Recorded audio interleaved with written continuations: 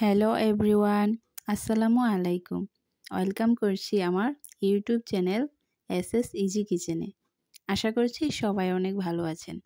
আজকে আমি আপনাদের জন্য নতুন আরেকটি ভিডিও নিয়ে হাজির হয়েছি, আর তা হচ্ছে মজাদার মুচমুচে বেগুনের অক্টোপাস বড়া। আপনাদের কাছে অনুরোধ রইল পুরো ভিডিওটি না টেনে দেখবেন। আর যারা ভিডিওটি ফেসবুক থেকে দেখছেন তারা আমার পেজটি লাইক অ্যান্ড ফলো দিয়ে দিবেন। আর যারা ইউটিউব থেকে দেখছেন তারা আমার চ্যানেলটি সাবস্ক্রাইব করে দিবেন। আর হ্যাঁ, অবশ্যই ভিডিওটিতে কমেন্টস করবেন। তো চলুন প্রথমে আমি দেখিয়ে দিচ্ছি। এখানে আমি কালো লম্বা এই সাইজের দুটো বেগুন নিয়েছি। বেগুনটি একটু বাঁকা ছিল, সেই জন্য আমি আঁকা কেটে ফেলে দিয়েছি।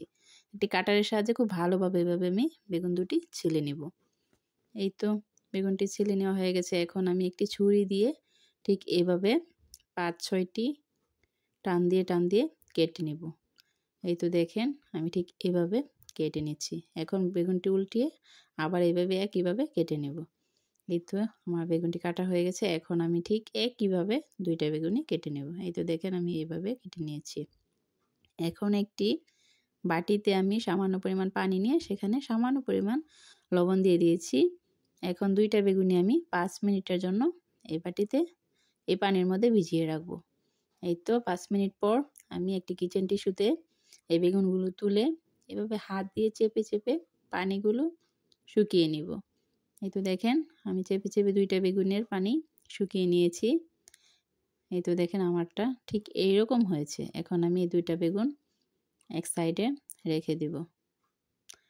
এই পর্যায়ে আমি একটি বাটিতে একটি ডিম নিয়ে নিয়েছি। সেখানে সামান্য পরিমাণ গোলমরিচ গুঁড়া দিয়ে দিয়েছি, আর সামান্য পরিমাণ লবণ হলুদ মরিচ এবং সামান্য পরিমাণ লবণ দিয়ে দিয়েছি। সবগুলো উপকরণ আমি খুব ভালোভাবে মিশিয়ে নিচ্ছি। এখন দিয়ে দিচ্ছি 1 চা চামচ আদা রসুন বাটা।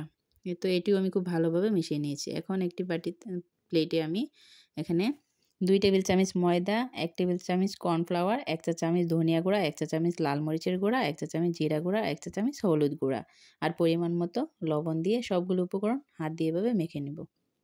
এই তো মিশানো হয়ে গেছে। এখন এই আটার মিশ্রণে আমি বেগুনটা খুব ভালো করে কুট করে নেব। এই তো কুট করা হয়ে গেলে আমি ডিমের মধ্যেও একইভাবে বেগুনটা কুট করে নেব। এই তো তারপর সর্বশেষ আমি ব্রেড ক্রামস দিয়ে ভালোভাবে কুট করে নিয়েছি। এখন ঠিক একইভাবে আমি আবার দ্বিতীয় লেয়ারে এটি কুট করে নেব।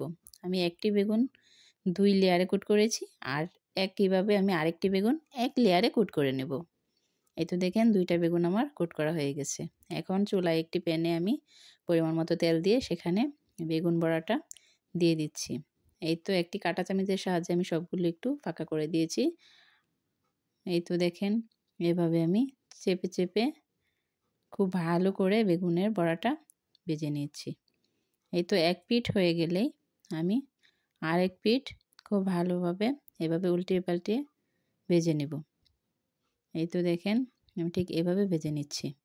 এই তো এখন আমার বেগুনের ভাজিটি হয়ে গেছে।